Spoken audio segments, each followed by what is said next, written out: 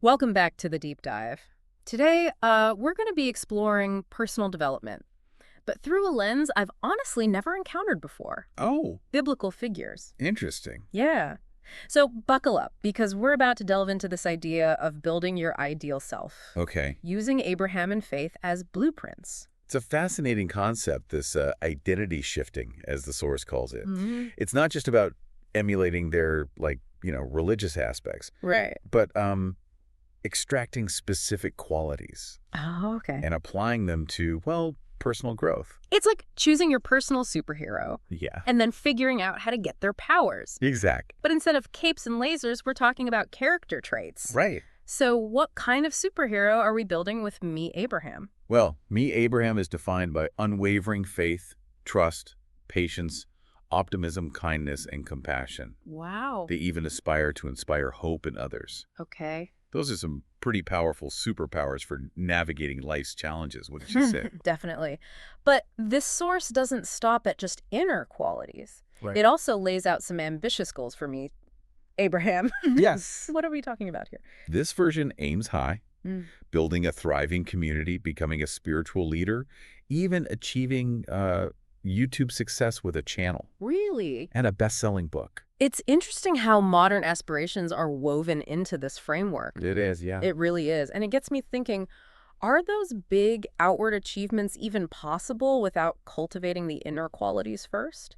Mhm. It's like they're laying the groundwork for success from the inside out. Exactly.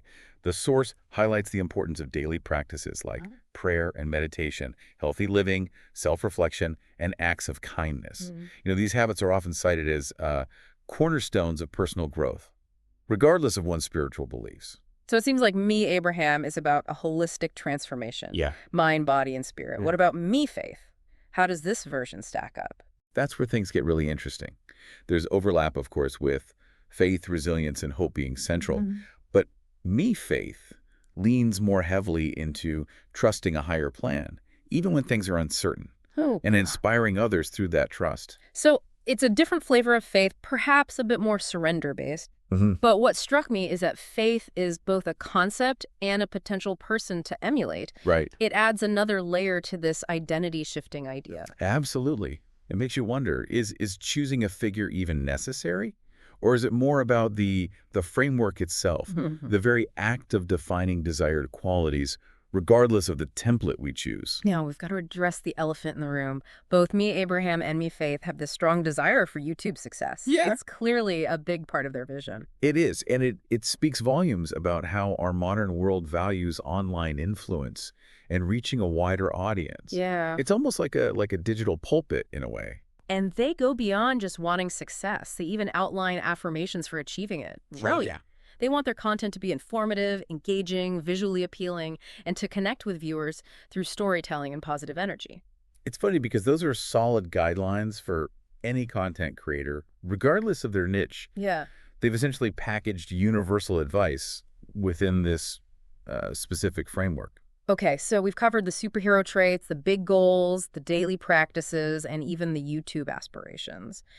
Now, what about the spiritual elements? This source is obviously rooted in a religious context. It is.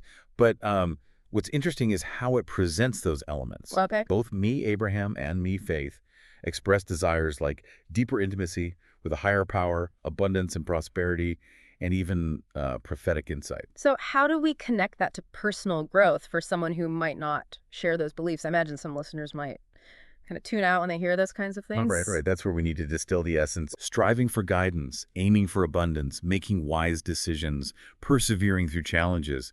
These are universal human desires, no matter what words we use to describe them. It's like taking a spiritual concept and translating it into a secular language of self-improvement. Exactly. And that brings us to the most intriguing part of the source, Okay. the idea of dating faith. What? I have to admit, when I first read that, I was completely thrown. Me too. It's not about literally going on a date with someone named Faith. Right. It's more about exploring what it means to embody those qualities in a way that might even attract a like-minded partner. It's almost like saying, if I cultivate these inner traits, will I find someone who reflects them back to me? There's a powerful connection there between personal growth and the relationships we attract. Absolutely. It prompts us to think about whether working on ourselves can actually influence who we draw into our lives. It's a fascinating concept, and I'm really curious to unpack it further. Me too. This deep dive has taken some unexpected turns. We started with biblical figures and ended up talking about YouTube stardom, universal human desires, and even finding a partner who shares our values. Who knew those things were all connected? That's the beauty of exploration, isn't it? You never know where it might lead you. Sometimes the most unexpected paths lead to the most profound discoveries. This is definitely one of those times. Before we dive into part 2, I want to hear what's standing out to you so far. What's piqued your curiosity? What's fascinating to me is how this source blends traditional beliefs with modern aspirations. It's like they're taking ancient wisdom and adapting it for today's world. And that raises some interesting questions about how we can use any source of inspiration, even unexpected ones, to guide our own personal journeys. I love that, and I'm excited to see where this exploration takes us next. We'll be right back with part 2 of our deep dive after a short break. It's a reminder that personal growth, isn't a one-size-fits-all journey. Right. There are countless paths to self-discovery, and sometimes, well, the most unconventional ones lead to the most profound insights. That's a great point. And speaking of unconventional, there's one more intriguing aspect of this source we haven't touched on yet. Okay. The abiding in Christ experience. Right. To be honest, the first time I read that phrase, Yeah. I wasn't sure what to make of it. It's not explicitly defined, but the context suggests a state of deep spiritual connection. Okay. A complete immersion in, well, Christian beliefs and values. It's as if me, Abraham, and me, Faith, aren't just striving for those spiritual desires we discussed, Right. but actively living them as a core part of their transformed identities. So it's like taking those aspirations, the intimacy with a higher power, the prophetic insight, Yeah. and weaving them into the fabric of everyday life. Precisely. It's presented as a continuous journey of faith, love, and hope, a state of being rather than just a set of beliefs. And while it's obviously rooted in Christianity, I think we can still extract some universal truths here. Yeah. Faith in ourselves, love for who we are, and hope for the future we're creating. These are powerful themes in, well, any personal growth journey. Absolutely. They transcend any specific religion or belief system. Right. In a way, this abiding in Christ experience, as the source describes it, could be seen as a metaphor for living in alignment with our deepest values and aspirations. That's a great way to frame it. Now, let's circle back to the dating faith concept. I'm still so intrigued by this idea. What does it really mean to date an abstract concept? It's a powerful metaphor, isn't it? It's not about like romantic love in the traditional sense, Okay. but rather about cultivating the qualities associated with faith. Resilience, hopefulness, compassion, intelligence, and wit within ourselves. It's almost like embodying those traits to such a degree that they become a magnet, attracting a partner who embodies them as well. Exactly. It speaks to the idea that we attract what we are. And it raises some interesting questions. Can we consciously cultivate certain qualities to attract specific types of relationships? Does working on ourselves inherently change the energy we project? Okay. And in turn, the people we draw into our lives? Those are questions worth pondering. You know, when I first started reading the source material, I have to admit I was a bit skeptical. I wasn't sure, what practical takeaways we could glean from it. But it's turned out to be, well, much richer and more thought-provoking than I anticipated. It's a testament to the power of approaching personal development from diverse perspectives. Sometimes the most unexpected sources can spark the most profound insights. Okay, so we've explored identity shifting, the aspirations and practices of me, Abraham, and me, Faith, the abiding in Christ experience, and even the perplexing but intriguing dating faith concept. Right. As we move towards wrapping up this deep dive, what's the key takeaway for our listener? What should they be mulling over as they go about their day? If I could leave you with one thought-provoking question, it would be this. If you could build an identity based on any figure, real or fictional, historical or contemporary, who would it be and why? That's a great question. It really challenges us to think about, well, what qualities we admire most. Right. And how we might embody them in our own lives. Exactly. I'm definitely going to need some time to ponder that one myself. It's a question worth revisiting regularly. Oh, yeah. After all, personal growth is an ongoing journey. not a destination. Right. Our aspirations and the figures who inspire us may evolve over time, and that's okay. That's such an important reminder. Yeah. It's not about finding the perfect role model Right. or rigidly adhering to a single path. It's about being open to inspiration from, well, diverse sources and continuously refining our vision of who we want to become. Exactly. And who knows, in the process of building our ideal selves, Yeah. we might just inspire others to embark on their own journeys of self-discovery. What a beautiful thought.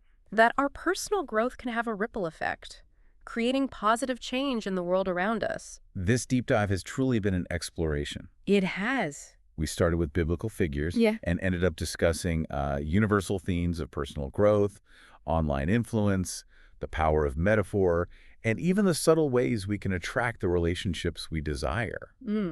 It just goes to show that knowledge can be found in the most unexpected corners, Right. and that the journey of learning is often more rewarding than the destination itself. Beautifully said. I think you've perfectly captured the essence of what we've uncovered today. Thank you. And on that note, we'd like to thank you, dear listener, for joining us on this fascinating exploration.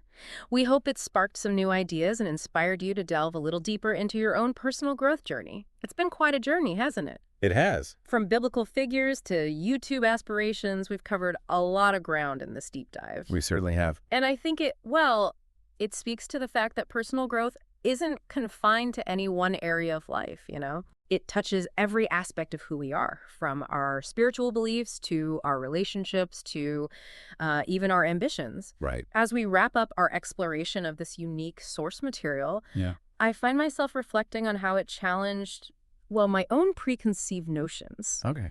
I initially thought it would be a very straightforward approach to personal development, maybe even rigid. I can understand that, yeah. The idea of using biblical figures as blueprints might seem a bit prescriptive at first. Exactly. But what surprised me was the depth and nuance we uncovered. It wasn't about blindly imitating Abraham or faith, but rather about extracting those timeless principles and adapting them to our modern context. It's a reminder that wisdom can be found in the most unexpected places. Yeah. And that even ancient texts can hold relevance for our contemporary lives. I completely agree. This deep dive has shown me that personal growth is about being open to inspiration from diverse sources, even those that might initially seem, outside our comfort zones. It's about curiosity, exploration, a willingness to challenge even our own assumptions. And sometimes the most profound insights come from the sources we least expect. So as we leave our listener with a final thought, what would you say is the most important lesson we've gleaned from this deep dive? If I had to distill it down to like one key takeaway, it would be this. Personal growth is a deeply personal journey. There's no one-size-fits-all approach, no single blueprint for success. It's about finding what resonates with us, what inspires us, and what empowers us to become the best versions of ourselves. Beautifully said. And I think that's a perfect note to end on. We encourage you, dear listener, to continue this exploration on your own. Reflect on the qualities you admire in others, the figures who inspire you, the values you hold dear. And then, ask yourself how you can embody those things more fully in your own life. Remember, the journey of self-discovery is ongoing. There's always more to learn, more to explore, and more to become.